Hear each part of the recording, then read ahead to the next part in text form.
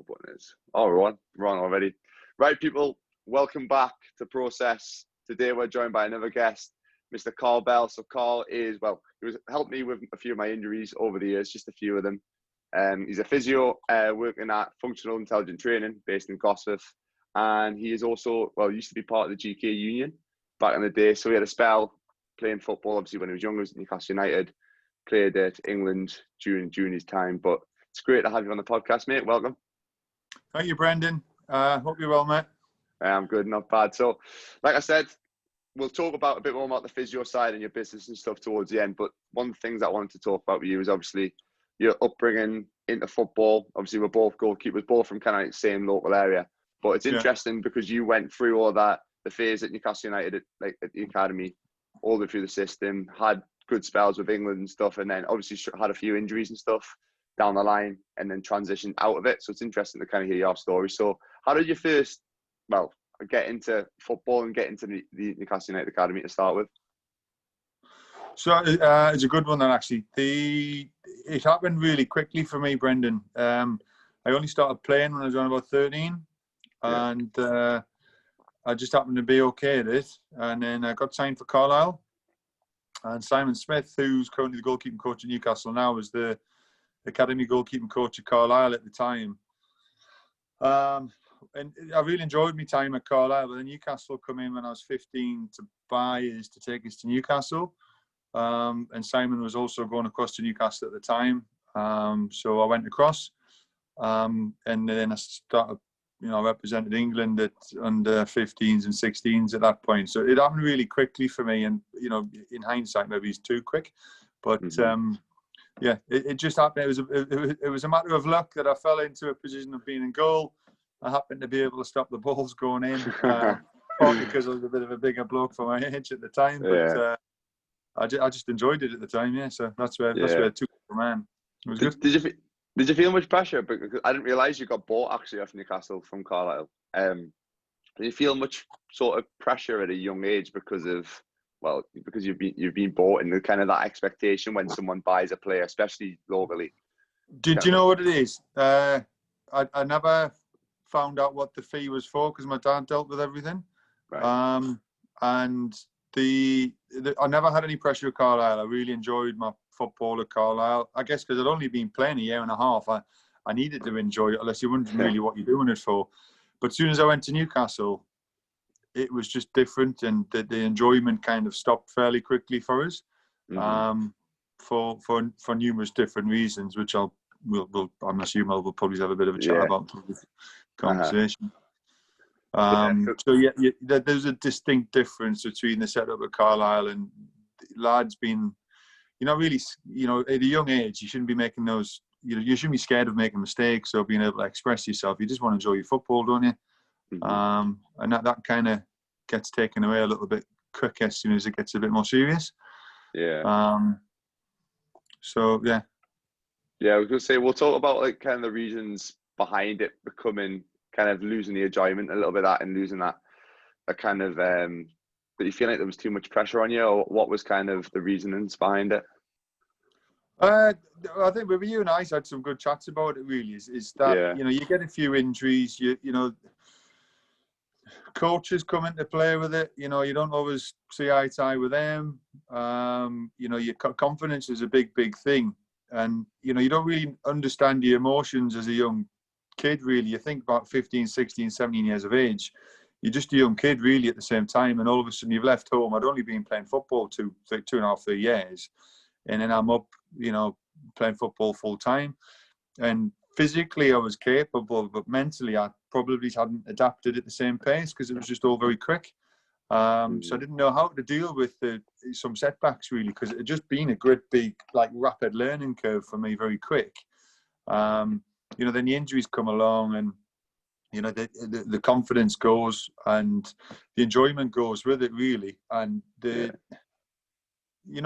talking 16 to 20 years ago when this was happening, and I would argue the man management of individual players at that point wasn't great neither. Some players have been in the system quite a while and understand how to adapt to it, while somebody that's very new to it doesn't. And if you're not mentally prepared for that, then it's a bit of a steep learning curve.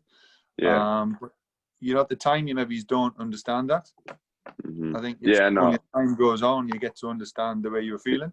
Yeah, I think back now to like when I was younger and I was like having bad runs of form, or like I was getting really anxious and nervous before games, and like you just think that's like I don't know, you don't even actually understand your emotions until like now I kind of understand why I get anxious, and I know a little bit how to control it. Like I talked about it in a podcast I literally posted yesterday about like me being ridiculously anxious for playing football, and my confidence was dropped, and then my performance was dropped.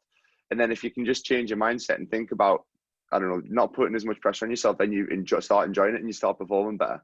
But I think there isn't enough kind of like done or to help kind of young lads, especially when they're like yourself, like getting bought from different teams coming in, and there's a lot of pressure on young lads at a young age. Like there isn't a lot of the mental side of it to prepare young lads, because a lot of them do struggle. Like I know lads, you probably know the same, lads in training when there's no pressure on them who are like unbelievable, and then it comes to a game or it comes to like a big moment, and you can see that they're so anxious and they're nervous on the ball, and they feel like they've got no time on the ball, and they just put it away, sort of thing.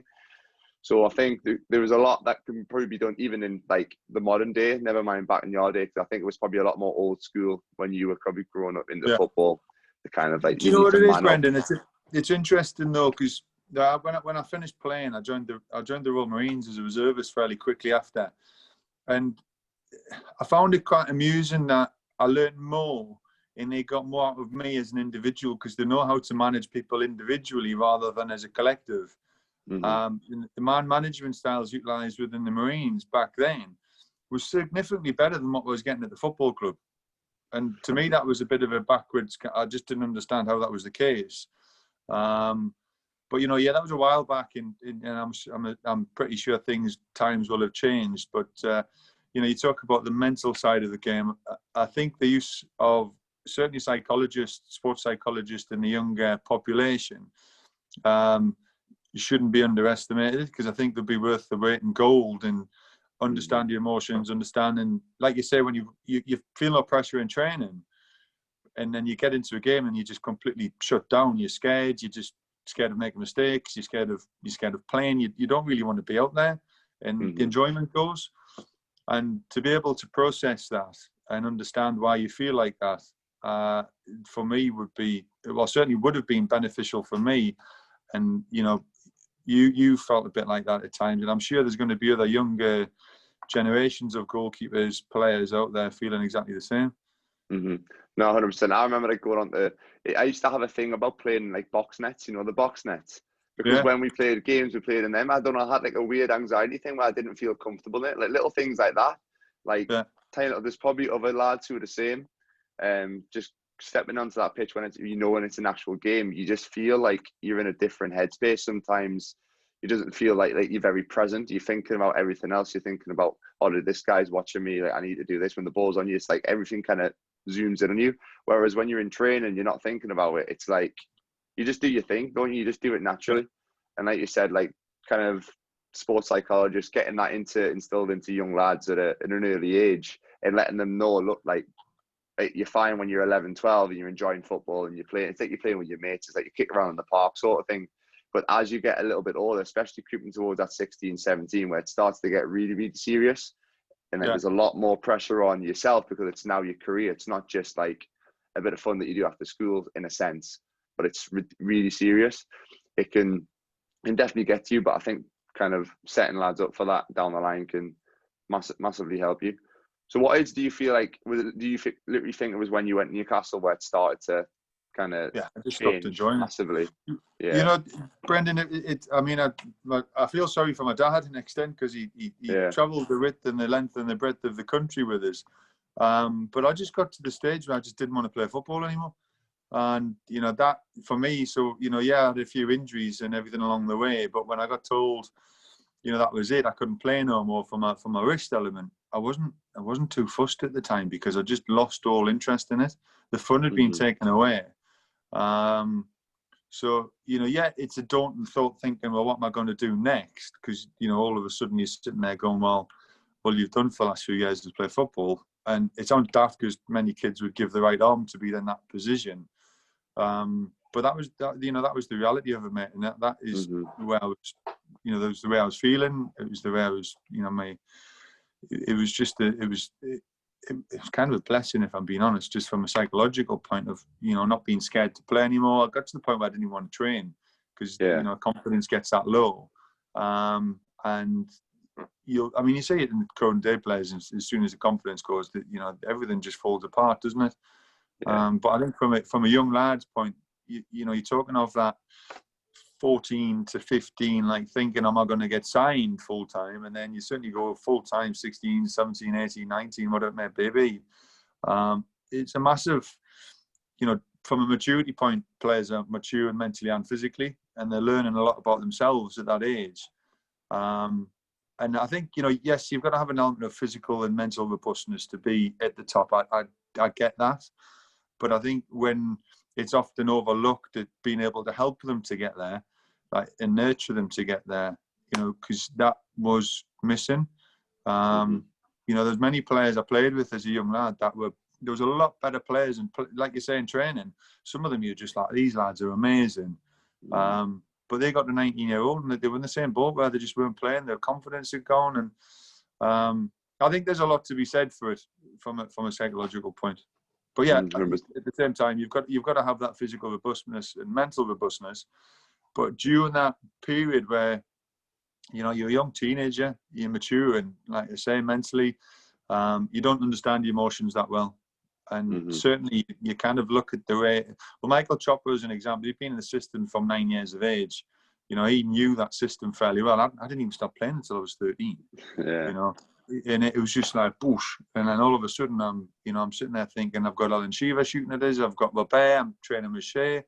And it was just like, these lot of people I see on TV, and all of a sudden you're among it, and you sometimes don't deal with it. Is the reality.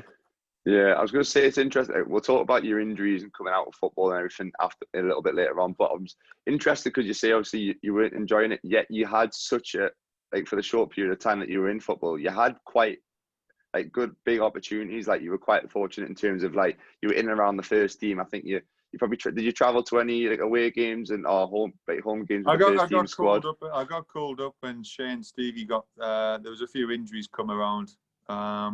But as it ended up, Shea ended up passing fitness tests and ended up travelling. So I got left behind on those ones. Bobby Robson called us up a few games. Aston Villa was one of them. I think Fulham was another one.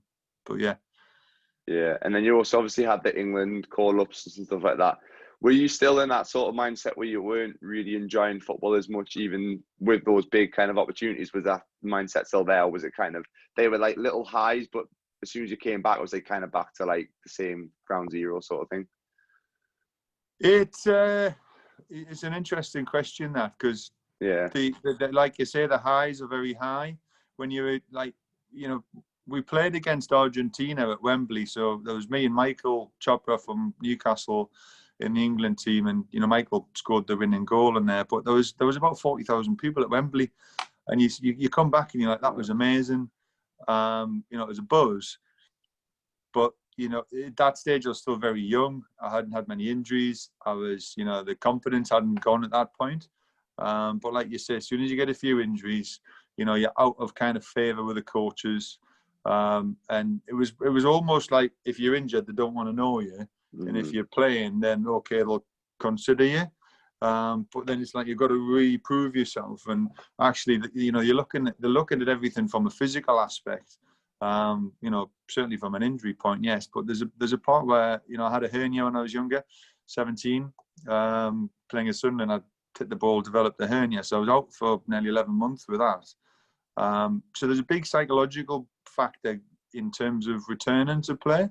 And I guess even as a physio now, I always look at the psychological implementation of rehab, because it's not just physically are they capable, but mentally where are they in that frame of mind to return to performance. So yeah, I think that is a big thing. We'll talk a bit about your injuries now then. So when was your first kind of serious injury that kind of first we've probably got some good stories to tell in terms of injuries, both similar, but in terms of like your first injury that you felt was one of the ones that kind of knocked your confidence and you found it hard to come back from? My first one would have been, I was, like I said, playing against Sunderland, and I was just taking a goal kick, and the headwind was horrendous. So it was one of those, if you know, when you try and just nail it low. Yeah. And yeah, anyway, I mean, the pain in my groin was just like, Jesus, this is, you know, pretty bad. So anyway, I played on. I got to the point where I was struggling to even walk. And yeah, anyway, I had a groin disruption. So I ended up going in for surgery. And that had us out for, they tried to rehab us originally. It just failed because as soon as I had to return kicking the ball, and the force that was required to kick the ball, as you know, is quite a lot, isn't it? The groin would just go. So then I ended up surgery. So all in all, it was about 11 months out. You know, that's it. It's a season, isn't it? Really. And then I just got going again. You know, yeah, was I enjoying it? No. But then it was funny because at the end of training back, Shea, Given and Alan Shearer would always have a little bit of a game at the end, whether that be penalties, free kicks or whatever. I volunteered to go and goal there. Shea's walloped this ball and I've dived to my right and it just caught us right on the edge of the fingers, and I put it on the post, thankfully. But it's the main thing. It just walloped my wrist back, and it was one of those where you go, you know, that hurt that, but you don't expect your wrist to be broken from it, do you? And you kind of crack on. Cracked on. I went in to see the physio afterwards, and he was like, grade 1 ligament sprain. So I rested it for a while, back into training. Next ball I hit it, my wrist just went poof, and I was like, this is knacking, this isn't normal. So after around about 8 weeks of that happening, of my wrist kind of getting smacked back, they sent us for an MRI and my wrist was broken. So that was the first element of surgery. So 4 failed surgeries, should we say, later, which was, you know, it takes its toll after a while. You know, that was probably about a year's worth of time out. And that was when the consultant was like, look, you're going to either have to stop playing football or your wrist gets fused. So I was like, well, I'll stop playing football. Thank you very much. I'll have my wrist. Fair enough. So yeah, that's a brief shot of the 2 big ones anyway. I was gonna say, both scenarios, it was kind of like, right, we'll try this and then we'll see what it's like. And then it's always like, surgery is always the last case scenario. But I know how frustrating it is, because I've done a podcast with a lad, Liam Smith. He was the exact same thing. He went to see expert after expert. He tried rehab after rehab. And then at the end, he went to go and see this surgeon. Just like, I think one he had never met before. And he literally said, yeah, you need to operate on that. Got to operate. And he's been fine. Like, it's so frustrating. Like, I've been through similar things with my knee. Like, they tried injections, they tried everything. And then obviously the last case scenario was surgery, which is kind of the thing that fixed it. How, like, frustrating was it for you mentally, especially when you're kind of doing the whole rehab stuff, then you're out on the pitch and you're getting a taste of, obviously, right, I'm actually kind of seeing the light at the end of the tunnel here in terms of injuries. And then it's, like you said, with the ball come and hit your hand again, and then it's like, oh, it's not right again. It's kind of like up and down in terms of, like, mentally you're on a high and then you're back down again. How did you find it? The frustrating, how did you deal with it, like, mentally with yourself when you were going through that rehab phase, trying to get yourself back fit, and then obviously it failing again? First time, I didn't know any better. So it was just part of the journey for me, I suppose. And I just had to take it in my stride and go, well, that's the way it is. You know, after 6 weeks of having my wrist smacked back and bloody broken, when the ball's coming at about 100 mile an hour, you get a bit annoyed with the pain, like, it hurts. But, you know, that's what it was. And, you know, at the end of the day, the physios were the physios. I was listening to them. You know, in hindsight, knowing what I know now, you know, yeah, they should have sent us away for an MRI as soon as it happened. But, you know, that is, you know, I can't look back at that with sour grapes. It's the way it is. Second time it happened, I was frustrated. You know, you do go into that little dark place of, this is just not right. You know, you're not in a happy little place. But it was the saving grace there. The physio I had, in the end, Kev Bell, I got along really well with, and to this day remains a very good friend. So I think I started taking more notice of what was going on with my body when I was injured. So it made my injury and my rehab more bearable to take note of what is going on rather than just being, you know, thumb up my bum as such and just getting through it. Third and fourth time, the fourth time, I guess when you break your wrist, there's that feeling, you understand what it feels like, and you just go, well, it's gone again. I'm off to hospital to get it x-rayed or MRI'd as it is. So it was just, the fourth one was probably one of those where I just went, I've had enough. I'm not doing it no more. I'm not enjoying my football. You know, confidence is rock bottom. This is pretty crap. So, yeah, it wasn't too bad to start off with. But it does drag you down along the way, because, you know, things have changed a bit. It's being that injured state, you just get chucked to the side and get told to rehab. Like, there's no integration with the team. There's none of that. It's just you're in the gym by yourself, and it's just crap. And yeah, it wears you down. Yeah, I thought, like I said, I thought about it with Smithy in the podcast, like saying it felt like my full-time job was to be injured. Did it ever feel like that? I'm guessing you were still full. You were literally just, my full-time job was come in, go and see the physio at 9 o'clock. He would say, come back at 10 o'clock after you have your breakfast and whatever. Come back at 10 o'clock, sit on the bed, do your rehab stuff, go on the bike for a bit. It was like, I didn't even have to go in and ask the physio. Like, it got to the point I was that injured for that long that the physio said, "Oh, just turn up at 10:30 and just do your stuff." I would literally just turn up and rock. I totally forgot what it was like to be like a professional footballer, like go out and train every day. Just my mindset completely flipped. Like, that was my job. Was it kind of similar sort of thing? Yeah, it is, because you spend so long there. And I mean, I find it, I look back on it now and I laugh about it. You know, you've got no other choice but to. But, you know, at the time, yeah, you're just sitting there going, another day in the gym, another day by yourself, another day doing a crappy bloody rehab that, you know, you've got to do, but it's just destroying, isn't it? But it does become you're right, you kind of forget what it's like to be a goalkeeper and be because the goalkeeping community is very, like, it's a close-knit little unit, isn't it? Yeah. And, you know, the crack's great, but you're not engaging with that. You're in a gym, rehabbing, you just get isolated, I suppose. Yeah. So there was no integration. You said there was no integration at all. To be fair, even when I was there wasn't really much integration. I don't know what it's like now. Obviously, it's been a few years since I left the club, but I still don't think there probably is enough integration done with the team. Like, even if like the lads go on, even like do something in the afternoon, we never used to really be involved in that because the physio injured lads used to have to stay until 3, 4 o'clock. There was a few times that, like, even when the lads, like, for example, they went to go at one time because I'm injured. Well, I'm not allowed to go and swing from trees and stuff like that anyway. So like, you miss out on stupid things like that, and then you're not really meant to go on nights out because maybe the next day you were in for physio, like things like that. You miss out, and it's not just the football side you miss out.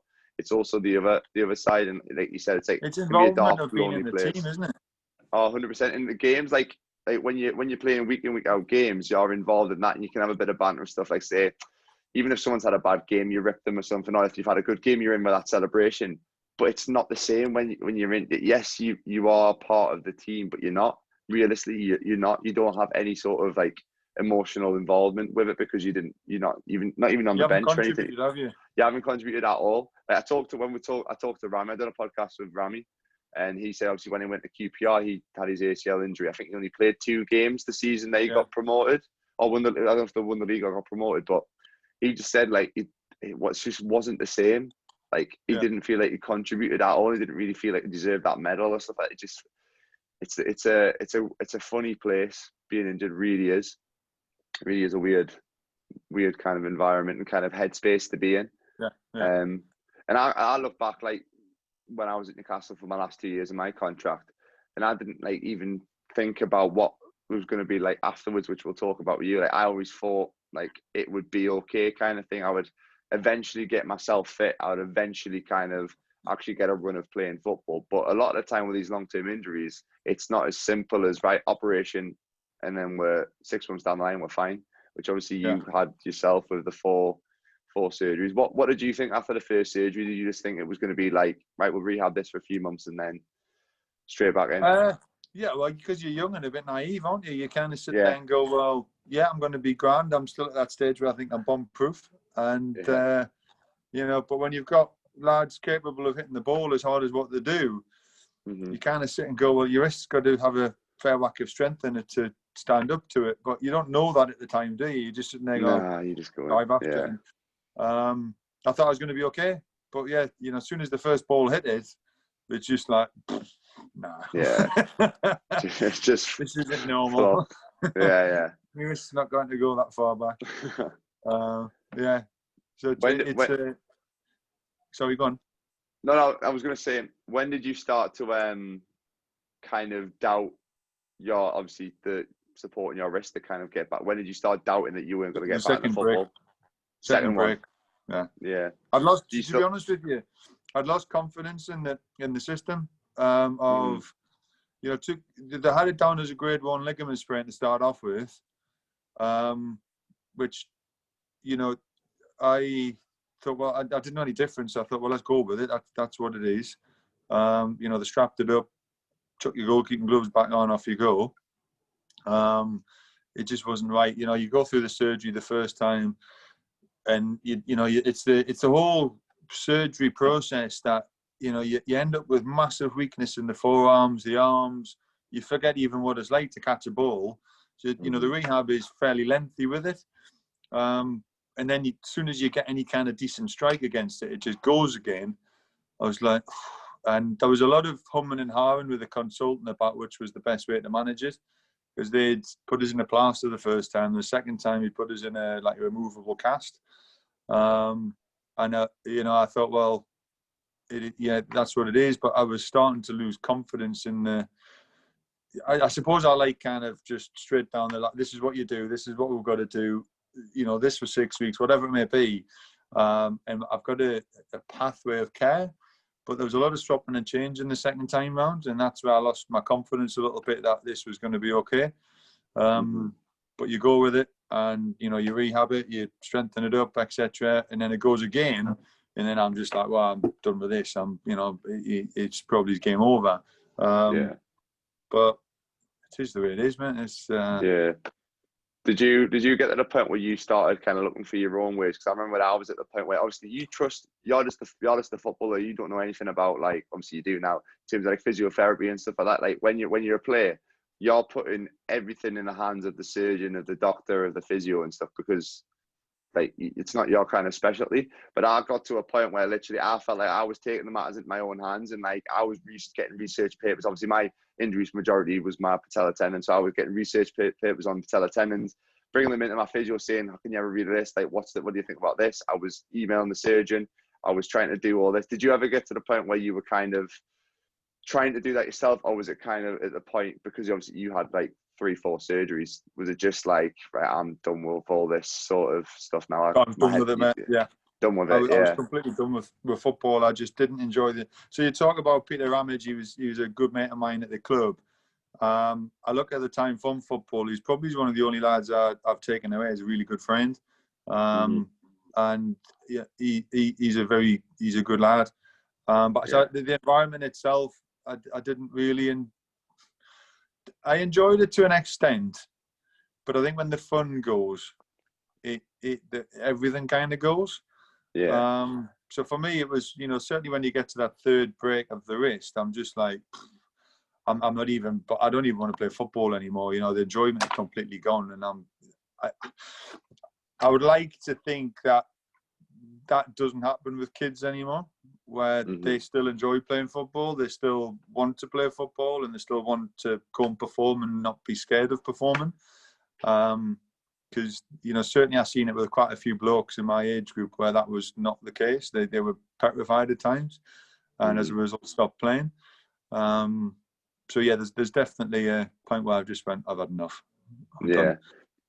I think there's a lot of pressure on young kids, especially when they've played football since they were like 8 or 9, something like that, all the way through the system, to kind of keep on playing, even when they lose that enjoyment. I know for yourself, yours was kind of like, you can't play anymore because of your injury anyway. But like, I think a lot of kids, they get injuries and stuff, they lose the confidence, or maybe the pressure's too much on them and stuff, but they feel like they still have to keep pursuing it. It's because they've almost got that persona or that ego or that what's the word, stereotype from everybody else, from the friends around, that, oh, that's the footballer. Like, I know what it's like when, especially from when we're from like out in the sticks where there's only like Out the you're that sticks. football out in the sticks in the middle of nowhere. Like at school, I was always known as like the footballer sort of thing. So there was probably a lot of pressure on me to pursue that. And when I've obviously came out of it and took my time away and I'm doing something else now, it's like it's so easy for me to go like, well, I feel like I failed almost in a sense, which I think is what a lot of people do see like coming out of football at a young age is a failure, which I think needs to be changed. If you're not enjoying like it's any job in a sense, I always say if you don't, obviously there's gonna be times where you don't enjoy it because no one likes getting up early and working long days and stuff. Yeah. But if there's ever a point where you truly actually hate it and this is happening for a long, long period of time, maybe it's not the right thing for you, like the right job for you. Yeah, Like absolutely. I think there's so much pressure on young lads to just keep on pursuing this career. And It's I know interesting lads you who say that. Yeah, go on then. Well, no, it's just because when I was at school, I was playing like Northumberland rugby, but I was also playing England football, and I much prefer rugby. I love rugby, but I was just better at football. Yeah. So when I say I was better at football, I was playing to a higher standard, and obviously at the time, the football career was more lucrative, certainly, but rugby was really just developing at the stage, and again, in hindsight, you're talking about the enjoyment of your job, and if you're not enjoying it, then is it the right thing for you? If I had my time again, I would have, and you can take away some of the football things and say it's offered great experience, but if we're looking at the enjoyment of the sport, I would have been down the rugby route again. Yeah, Definitely. 100%. Yeah, I would always say to people, never mind the money. Like I'd rather take half the money and do a job that I enjoy than have like do a job that I hate and get paid double the amount. It's like it's just the enjoyment of life is so much more important than money at the end of the day, or having like an ego. Like, I can probably guarantee there's a few footballers out there. In fact, there's ones who have came out. I'm trying to think. There was a one who was on. He used to play for Arsenal, I think. I can't remember what his name was. I might be in Tottenham. I think he was a fullback for Tottenham. He came out and said that he hates football. It's just a job. Like, that's was all not he Danny sees Rose? He came up. There was another one because there was an interview. I think he might have been like from Senegal or something. I can't remember. Anyway, but there's probably I can guarantee there's a few footballers out there who don't enjoy football. Yeah. Like, well, to be fair, I reckon the majority of footballers don't enjoy football the same way they did when they were kids. It's completely different. But there's probably a lot of footballers who don't actually enjoy the game and would probably be best suited doing something else. But because they've put the whole life into it, and they've got the pressure from the family and everything like that, and maybe the friends around them and the social media as well, because they've been in the game that long, it would almost be seen as a failure for them to come out of the game at this point and start again. They don't know anything else neither, though. That's the trouble, do 100%. It's one of those where it's the better the devil you know. But yeah, I would agree. I think, like you say, you go into the full-time element of it, and I never made it to the heights of what could have been, but even in the early stages, you're sitting there going, the fun can soon be taken away. And I just, like I said before, I would hate to think that kids are finding themselves in that position again. I think it's one of those, Brendan, where you get a bit older and you start to understand yourself a lot better. You start to ask questions more. But you don't do that when you're young because you don't understand the emotions. You don't understand the whys of life, do you? And if you understood what you know now when you're 16, well, the results are going to be completely a different ball game, isn't it?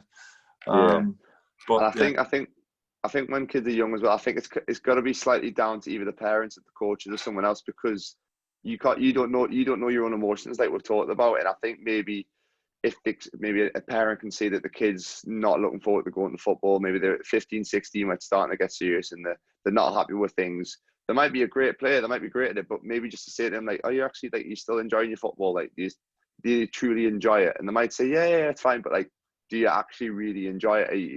Can you see this being a long-term thing, or do you want to try other things?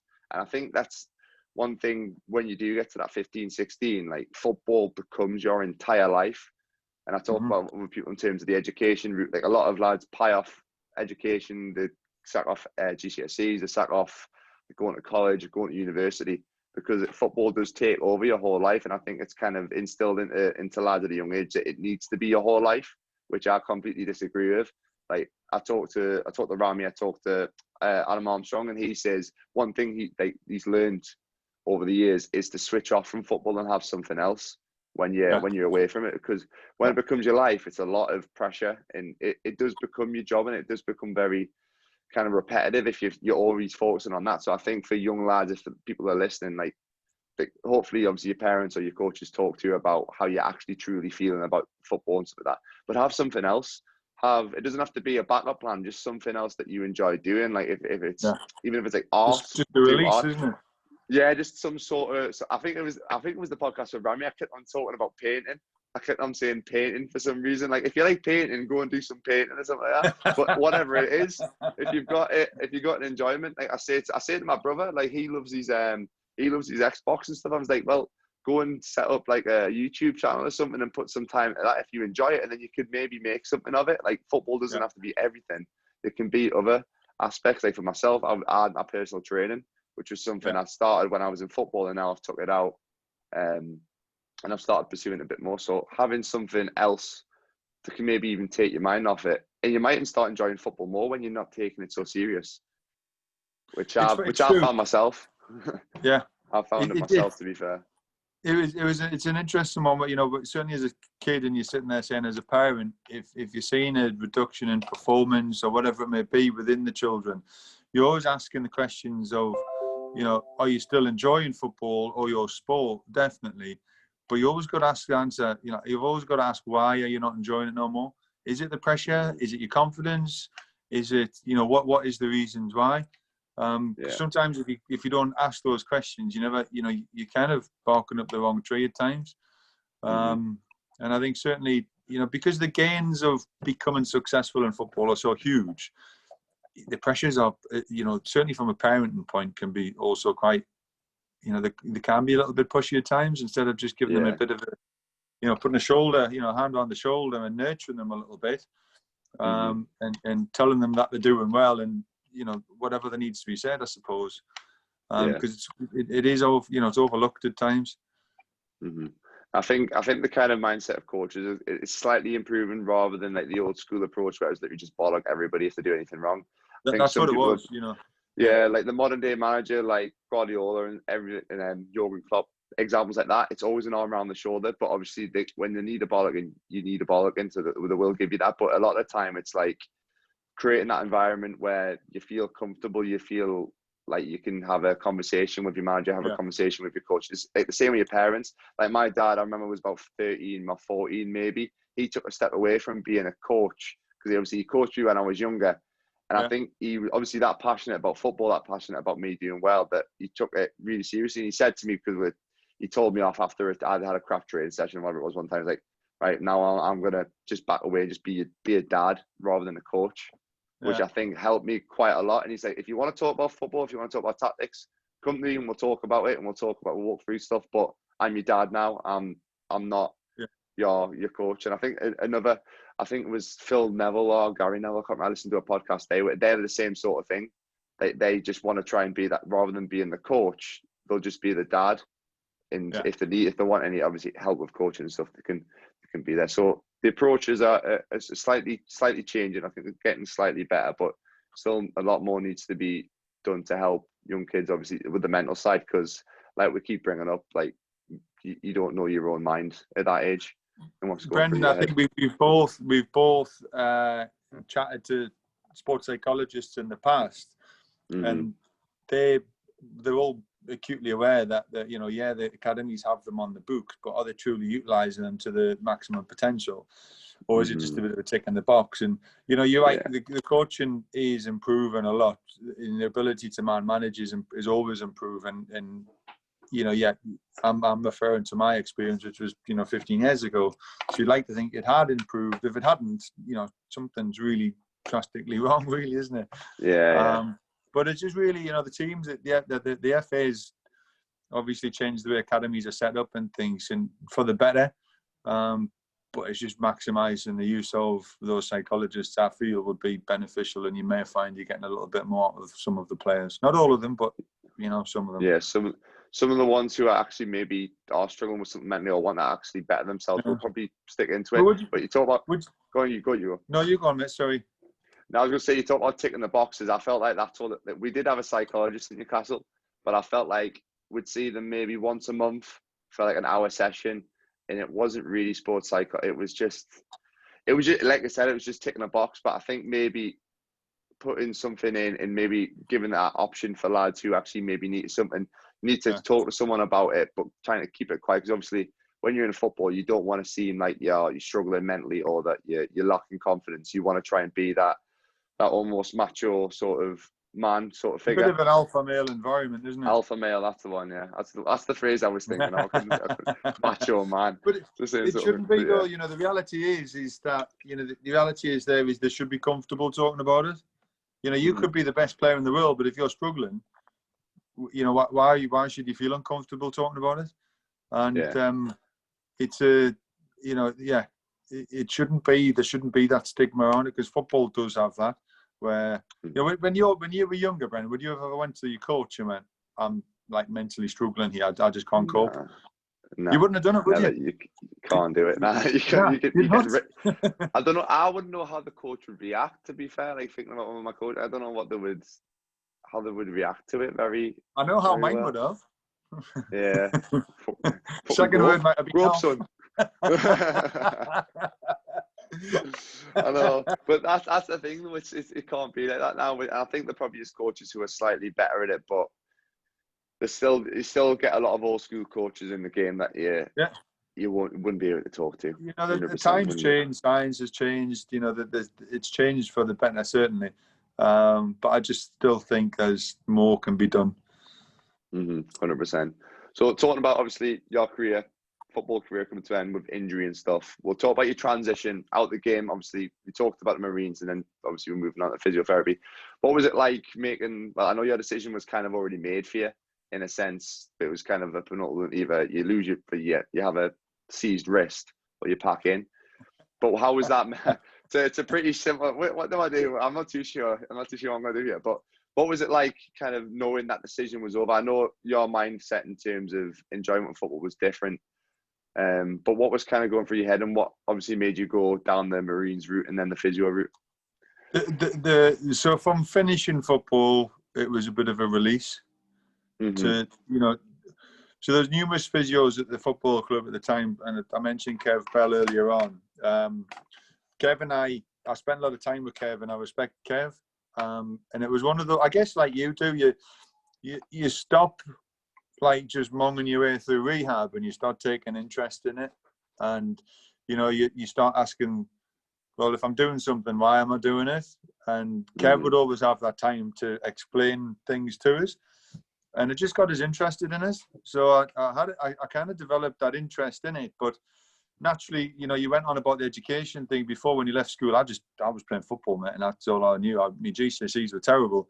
So I left playing football. I had to go. I went down to Bath Uni. I do a degree in sports science before I would then be accepted onto a physiotherapy degree, because my qualifications just were nil-existent to get on a physio degree. Having been told from the football club I wasn't bright enough to get the degree, it was one of those bit of a nail in the coffin with things at times, where I was just like, well, I just thought, stick two fingers up to them at the end. I'm walking away from it, and I'll crack on with my own thing. So I've done it. But during my time of doing the physio degree, I applied to go into the Royal Marines as a regular soldier at the time, because I needed a challenge again. I needed to find, I suppose, a purpose. And I thought, well, if I'm going to do something, it needs to be something that's going to challenge us to the point of I'm happy. And I guess the Marines was what that was. But then I got offered the chance to go down to Bath Uni. So I took that. I didn't go regular at that time. And then I got offered the place in Northumbria Uni for my degree. And I was sitting there thinking, I still need to do the Marines thing, unless I'm not going to be satisfied. I just had that little itch that needs scratched. So I applied to go in the reserves, which some will say it's easier, some will say it's harder, because you've just got to dedicate time to turning up the train and doing your training in your own time. Then, when your mates are going out on a Saturday or weekend you're off, freezing in Otterburn somewhere, sitting in a blooming harbour or something. It was a challenge, and I enjoyed it. So that took us down that route for a little while, but ultimately I ended up going into the military as a physio in the end for a while, before obviously coming where I am now. But the initial interest was really lapped up in the time I've spent with Kev. Yeah. You talked about the Marines and stuff, how that you kind of learned a lot more doing the Marines than you had in terms of like mindset and everything like that compared to going through football. What sort of things kind of help build that mindset? Well, obviously everyone knows kind of what the Marines training and stuff is like, but what sort of things did you think were the key things that you've learned through that kind of Marines process? Well, I'll give you an example. There was a sergeant major pulled us aside because we had to do a rope climb. One of the rope climbs is 30 feet long, like high, with only gear on, and it is, it's a big old way to climb up. And there was just this mental block I had that I couldn't do it. I couldn't get the technique, and it was just pure strength that I was relying on. And it was always one of those that unless you're mega strong, you're going to struggle if you don't get the technique. And there was that mental block where I just kept failing it, and I kept failing it, and I kept failing it. And the sergeant major, albeit at the time, I just thought he was there to have he was observing, shall we say, rather than having a laugh. He just pulled us aside one day, and he had noticed my frustration, and my mindset had changed with that mental block. And he just took us aside, and I was going on about the man management thing. Rather than the typical old school PTI just screaming at you saying, get your ass up that rope, Sergeant Major pulled us aside and just, give us a little bit of a motivational speech, should we say. And he's like, he'd done it. It lasted about 20 minutes.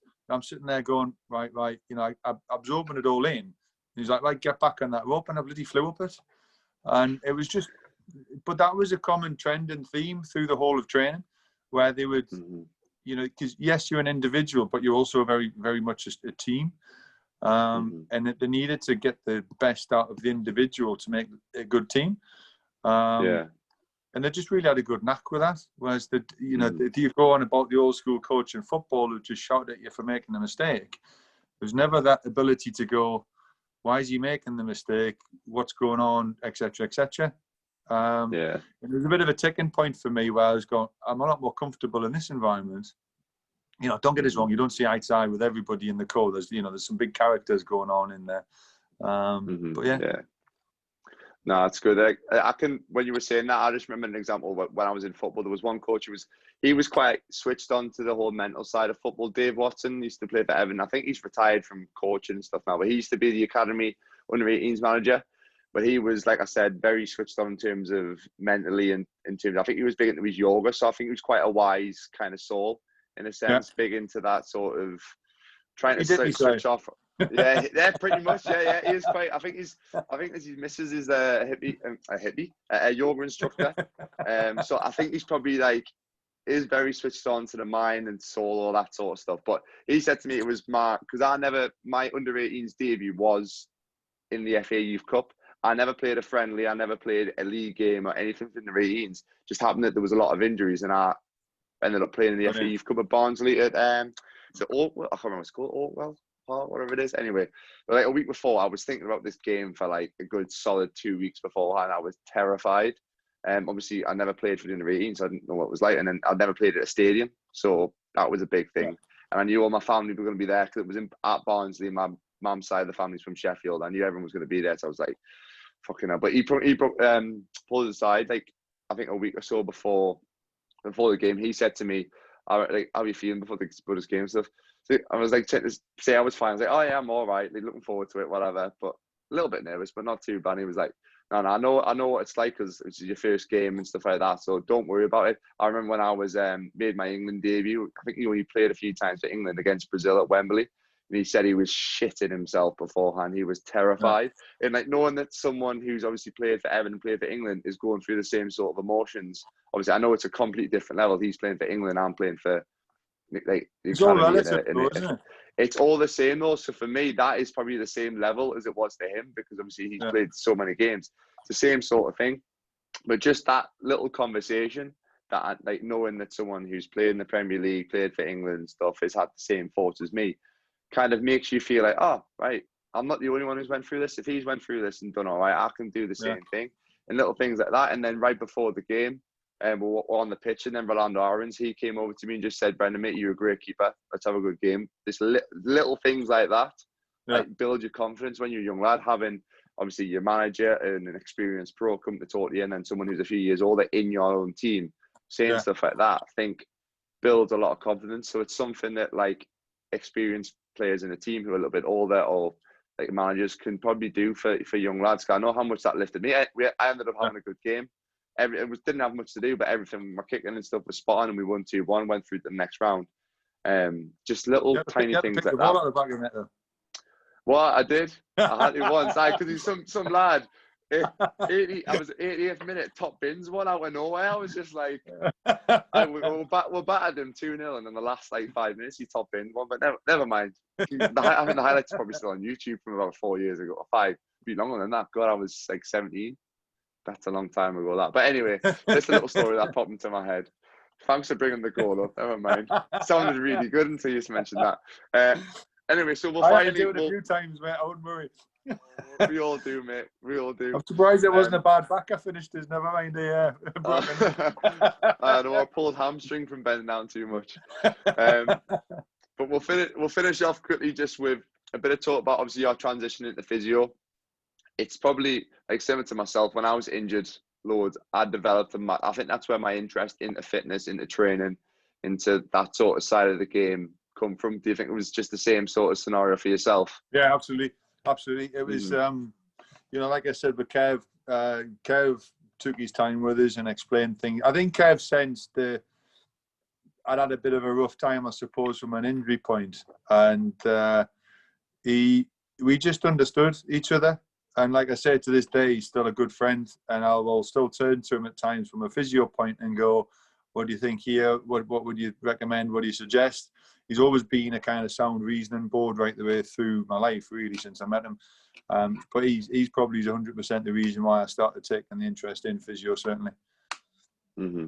Yeah, so after you getting enough from your uni, were you doing the physio at the Marines while you were at uni enough from you? Is that what you were? So when I went to uni at Northumbria, that's when I started doing the training as a reservist. Then when I finished my degree, I volunteered to go to Afghan with the Marines at the time, but I didn't get sent. So we went to the Olympics instead. Got deployed to the Olympics. That was a little bit after my degree, actually. Sorry.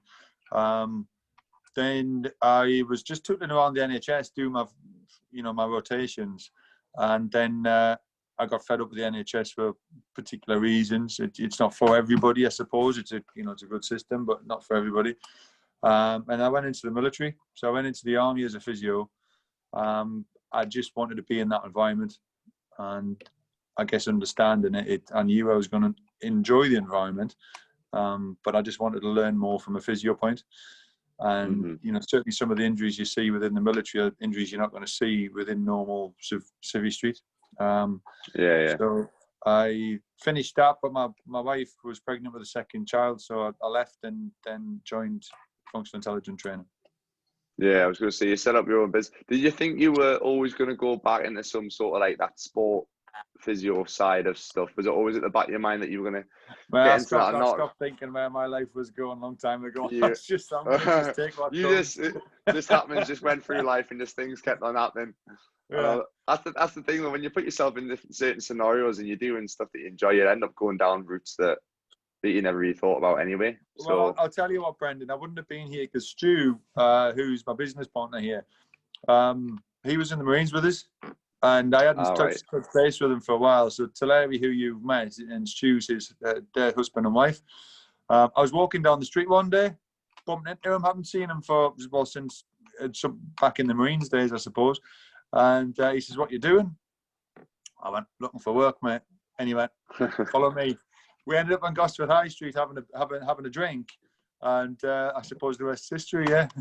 So that's crazy. That by the way. Know. That's what I mean. You just got to take opportunities when they come, I suppose. So yeah, it was a good one. No, because that is pretty funny story, to be fair. But obviously, I worked with you a few times when I was still playing full-time football, few different injuries. You sorted my brother out as well because he had an ACL injury. I was struggling with everything. Knee, Knees, ankle. or quad, ankle, yeah, which are pretty good. I know. So you've helped me obviously get back fit there, but we'll talk a little bit about the injury side for young athletes, because you not only work with general population as well, but you work with a lot of young athletes, especially at the setup that you've got there. What have you found, like, in terms of young athletes? Is there anything that you found as being beneficial for them to do to prevent them? I know you can't really say like how to prevent injuries because things can happen, tackles, traumatic side of things you can't control. Yeah, you can't really control, but certain like little things that you think like young athletes can integrate in terms of their at a younger age, say like start 11, 12 years old, to help them long term. Yeah, absolutely. It's a good point, Brendan, because I think certainly when I was younger, the strength and conditioning component of performance was really looked over from a younger age, because it was a belief that it was bad for them just because of growth plates and everything else. But actually what we know from the science now, there's been a big shift and a big change where the strength and conditioning element, certainly from a junior point, is imperative. And just as the demand of the sport increases, it's important that the physicality of the athlete, whether it be football or golf, whatever it may be, that they're strong enough to endure and contend with it. Unless you will find those niggles creeping in. We have a setup here where we've got the England golf juniors here, so they're coming in from a very young age. We've got a few young dancers in. We've got cyclists. We've got junior football academy footballers from certain clubs training just to get the extra strength and conditioning in that they may not be getting elsewhere. We're not going heavy, but we are. We're basically following the fundamentals of what's required. Oh, you still there, mate? It's still on, yeah, don't worry. Just the screen went off. My screen says 20% battery left. That means I've been talking far too much.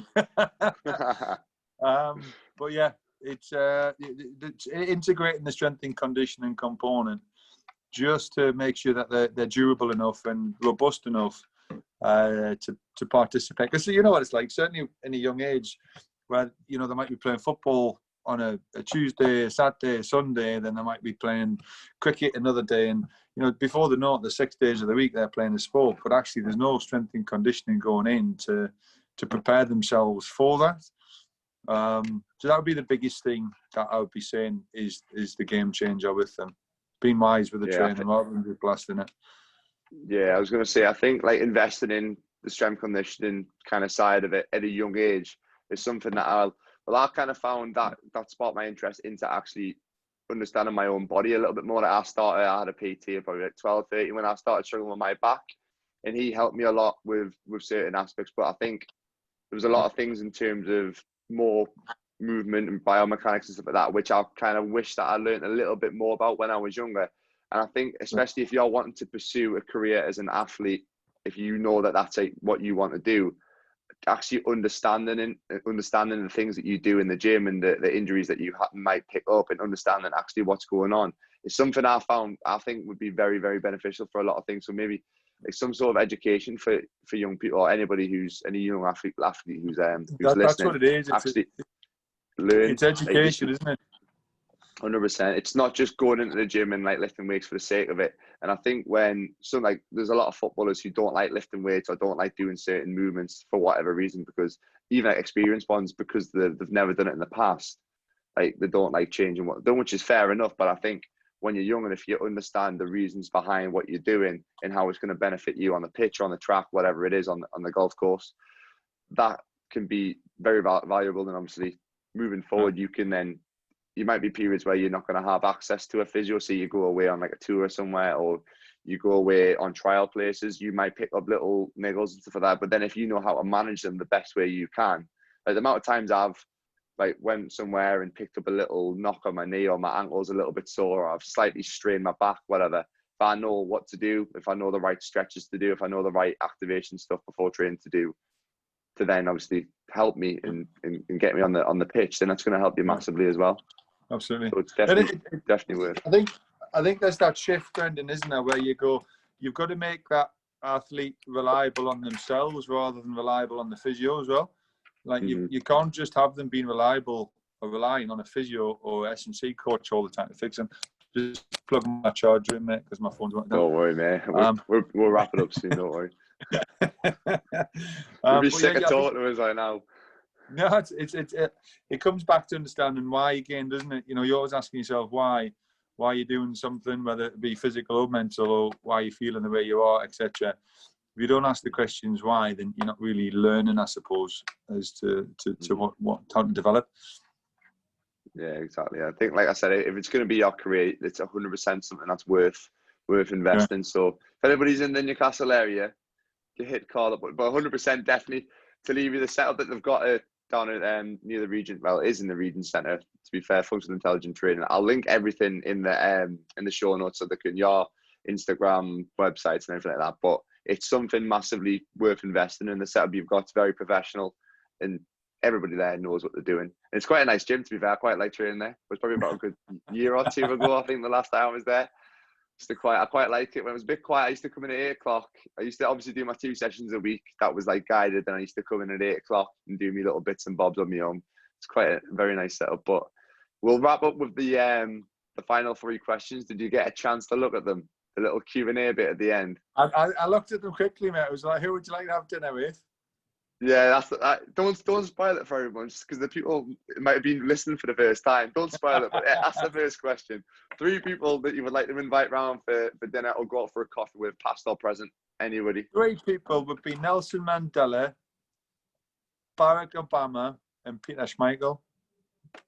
I like that. Schmeichel's still was he the idol? I don't care what that, you know. There's the German goalkeeper. Was it Emmanuel Neuer?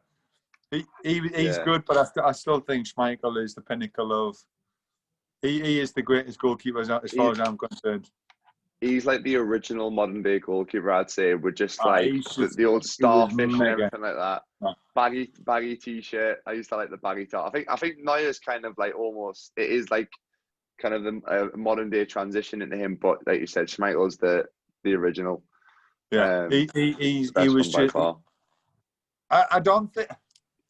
I think because he was brave as well. Like I don't think some goalkeepers. I guess footballers in general roll around on the floor all over. So drives me absolutely bonkers. But you know that wouldn't have been happening in the day. Would have been, you know, Schmeichel would have just been going blasting through every single person and then cracking on. That wouldn't have been an issue. But yeah, that's the alpha male side coming out, isn't it? That's the alpha male. There it is. That's why you should have played rugby, man. Never mind football. Footballers are a bunch of puffs on there anyway compared to these rugby lads. I'm not commenting, mate. I'm not commenting. no comment. No comment. Change. Slightly. Anyway, next question. 3 people that you want to train with. So this could be, like I said, football, or it could be in the gym.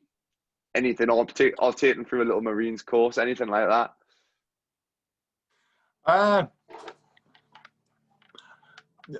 Some people will laugh when I say this. I really enjoy watching Ant Middleton on the TV on the SAS who dives wins. I just enjoy his crack. Like he's just straight down the line with it. So he would be one just for the banter, I suppose. I don't know what kind of training I would get out of Morgan Freeman, but there's just something about him I really enjoyed. Like he's good value. See what his gym routine is. That'd be decent. Yeah. Don't think it'll be up to much. That's a surprise one, to be fair, for a trainer. Yeah. I like that though. I like that. And then Megan Fox for the obvious reasons. Is that the crush? I hope your missus isn't watching. No, she's very well aware. She's called Megan as well, isn't she? So. Oh well, fair enough. Yeah. Fair enough. I said I had to settle for a different one. Yeah. Never mind. Right. Last question then. One thing that you would say to yourself 5 years ago, we could even say 10 years ago. I'll tell you, we'll go 10 years ago. I would be saying a lot of different things, man. But I think the biggest thing I would be telling myself is to believe in yourself a little bit more. For the reasons that, you know, certainly from the footballing days, I guess, if you don't believe in yourself, then why is there any reason for anybody else to? Is the first one, because it can be a bit of a brutal environment, I suppose. Yeah. No, it is like if you don't have that confidence in yourself, like you said, like you're not going to expect anything good to happen. And I think a lot of the top athletes, footballers, businessmen, whoever in whatever industry, they have that sort of, it's almost like an ego that they know that they're the I best. think They that's an might not element of actually be the arrogance, man. best. Oh, you've got it. Yeah, 100%. You've got to be. You've You got have to to have be. that. Like, yeah, I I'm don't the best disagree one with here. that at all.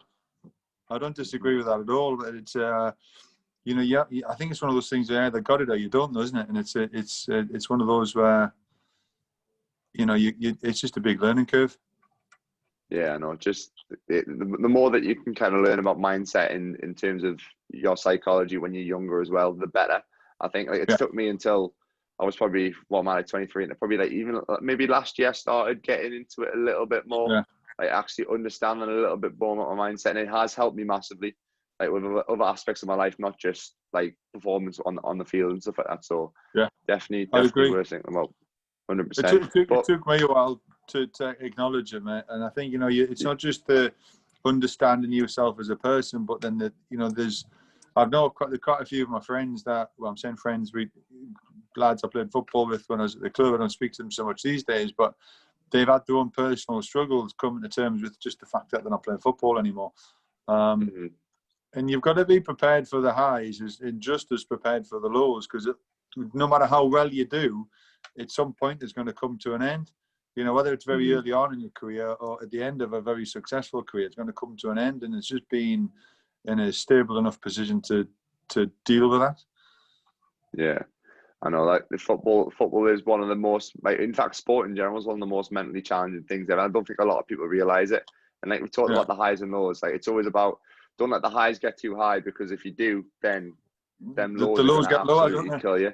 The lows get even worse. So just trying to keep a level head the whole time, level playing field, and just keep your head down and just focus on yourself, and don't worry about what a lot of time don't worry about what other people are doing as well. Don't compare yourself to others, because that's another thing. That's an important one, that.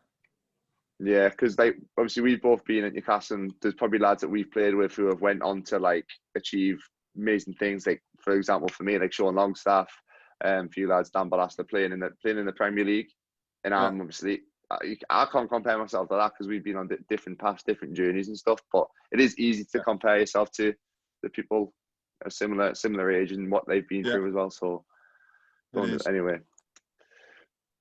Okay, buddy. Mate, I will spot on, mate. I will leave everything, your show notes, everything in the bio. It's been an absolute pleasure having you on, mate. Cheers, buddy. Take it easy, Thank you very much.